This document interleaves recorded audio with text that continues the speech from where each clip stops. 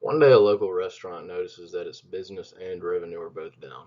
It's not quite sure why. After doing a little bit of research, the restaurant learns that it has some negative reviews online that have not been noted to. This restaurant isn't particularly known for generating the most positive and generous responses to their negative reviews. But negative reviews, they can go a long way for a company. In fact, statistics show that 86% of customers will not do business with a restaurant just from having negative reviews.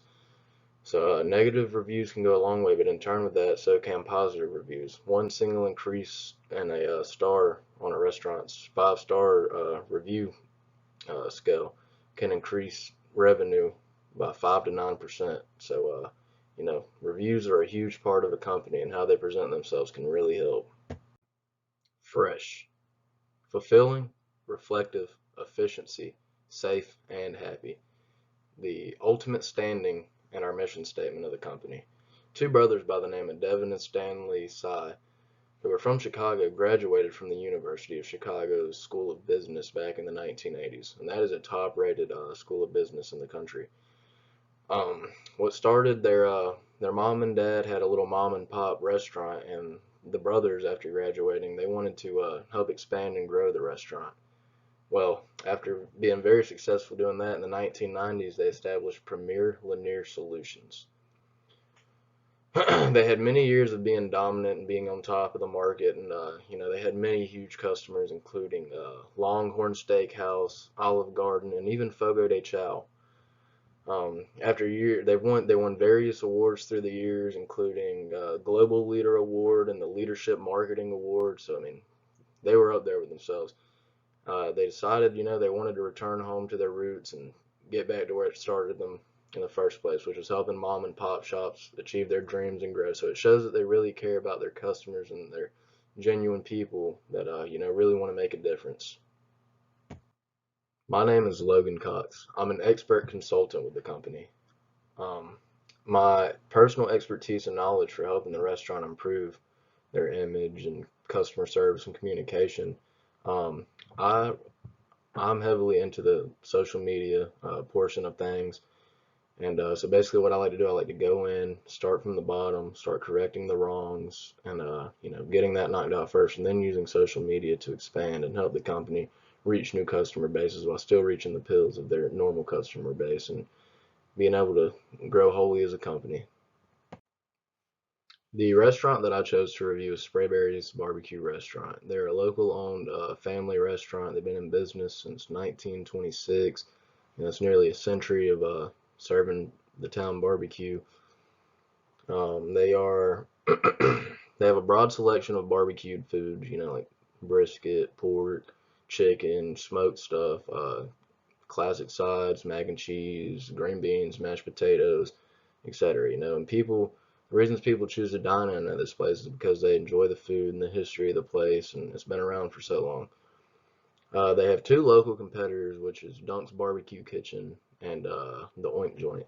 Now, both of these places are similar in ways. The menus and the atmosphere are obviously going to be the same because they're barbecue restaurants. And the differences they possess, though, Sprayberry's has a lot more convenient of a location, and also Sprayberry's are known for their classic vinegary sauce. And whereas Dunk's and the Oink Joint, they have a more broad selection of sauces. And but yeah, really, sauces and location wise is the only difference. Food, menu, atmosphere, it's all going to be the same. Sprayberries has a broad selection of positive reviews that have been left. A few that caught my eye include, in quotes, best lunches in town and great customer service. Everyone here has a positive attitude. Another one I really like. 6 generations of my family have eating here. We will make it 7. Best Brunswick stew and pit barbecue available. These really, I like these because it goes to show the history of the place and the customer service, which is something really great they have going on for themselves.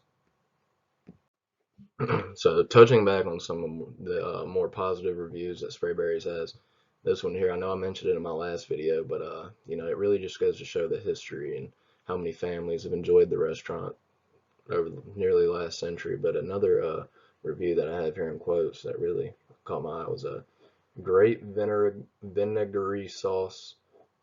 Great atmosphere. We'll definitely be returning here. Me and my family love it. I mean, it's a family atmosphere place. Lots of families love it, and they've got a bunch of great reviews.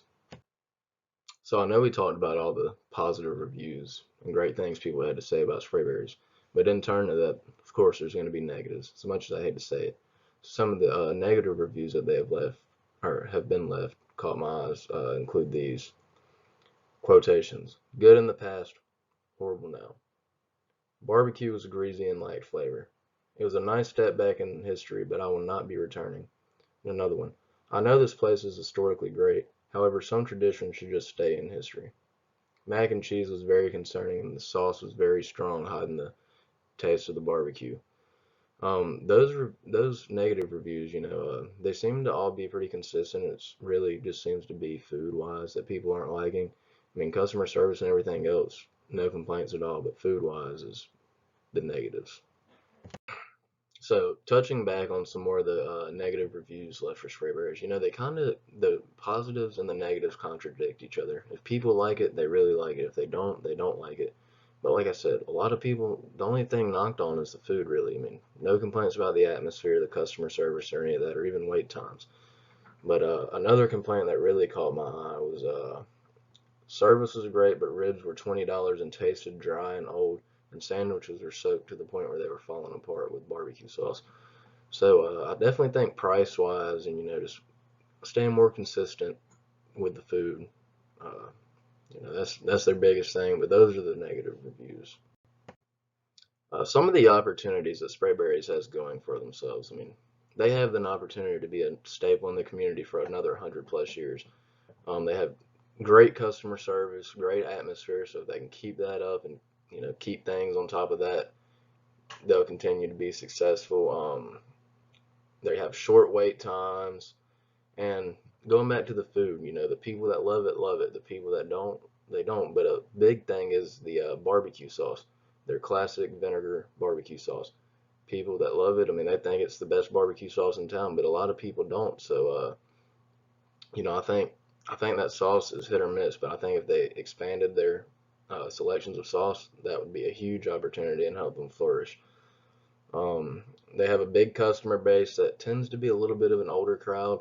So if they can, reach some appeals of a younger crowd while still, keeping the older crowd happy and reaching their appeals, I think that'd be a big opportunity, and they could absolutely just dominate in the barbecue market.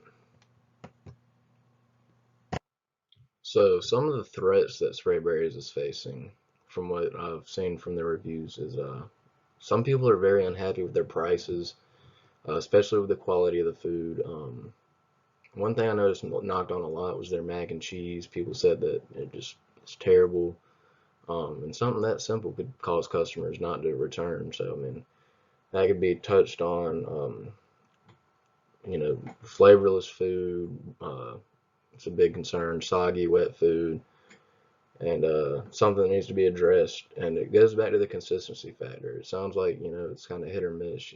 So they just can stay consistent and always be hit and never miss, and that'll be good.